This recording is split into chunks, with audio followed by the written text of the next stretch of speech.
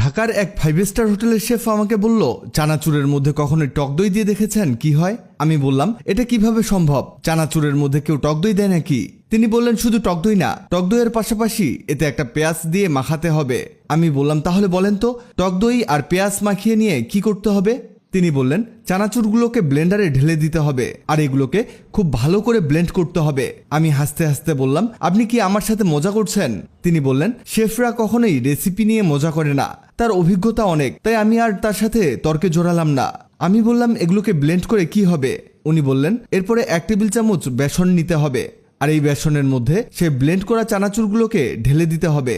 এরপরে এর মধ্যে দিতে হবে হালকা ধনে পাউডার, সামান্য মিক্স মশলা গুঁড়ো, 1 চামচ লাল মরিচ গুঁড়ো, হাফ চামচ লবণ দিয়ে মিশিয়ে নিতে হবে। তিনি যখনই মিক্স করার কথা মুখে নিলেন, আমি এবার কনফার্ম হয়ে গেলাম এটা দিয়ে তিনি পাকোড়া বা পেঁয়াজু টাইপের কিছু বানাবেন। এবার তিনি বললেন, এখানে কিন্তু আমরা পেঁয়াজু বা কোনো চপ একেবারেই বানাবো না, এটা দিয়ে আমরা ইউনিক একটা জিনিস তৈরি করব আর এতে সামান্য পানি দিয়ে মিশ্রণটিকে পাতলা করে নিতে হবে, খুব বেশি পাতলা করা যাবে না। এরপর একটি টিফিন বাটিতে সামান্য তেল ছড়িয়ে দিতে হবে। আমি বললাম, টিফিন বাটির এখানে কাজ কি? তিনি বললেন, টিফিন বাটি ছাড়া এটাকে শেপ দেওয়া যাবে না। এরপর সেই টিফিন বাটিতে মিশ্রণটিকে ঢেলে দিতে হবে। আপনার সহজে বোঝানোর জন্য বলছি, এখানে কিন্তু পুডিং যেভাবে তৈরি করে সেভাবে এটাকে বানাতে হবে। আমি বললাম, এটা কি ঝাল পুডিং তৈরি হবে? উনি বললেন, আরে না ভাই, আপনি বারবার ভুল ধারণা করছেন কেন? আগে জিনিসটা শুনবেন তো ভালো করে। আমি আর কথা না বাড়িয়ে উনার কথায় মনোযোগ দিলাম। তিনি বললেন, পুডিং এর মতো করে এটাকে বানিয়ে নামিয়ে নিতে হবে, অবশ্যই এটাকে শক্ত করে বানাতে হবে। এরপর এটাকে 4 কোনা পিস করে কাটতে হবে। এটা কাটতে কাটতে তিনি বললেন, আপনি পারফেক্ট শেপে সুন্দর করে কেটে নেবেন, এতে দেখবেন এগুলোর পরিমাণ অনেক হয়ে গেছে। এবার একটি প্যানে সামান্য তেল দিয়ে এতে দিয়ে দিবেন কিছু কাঁচামরিচ আর কিছু রসুন কুচি, আর এগুলোকে সামান্য ভেজে নিতে হবে।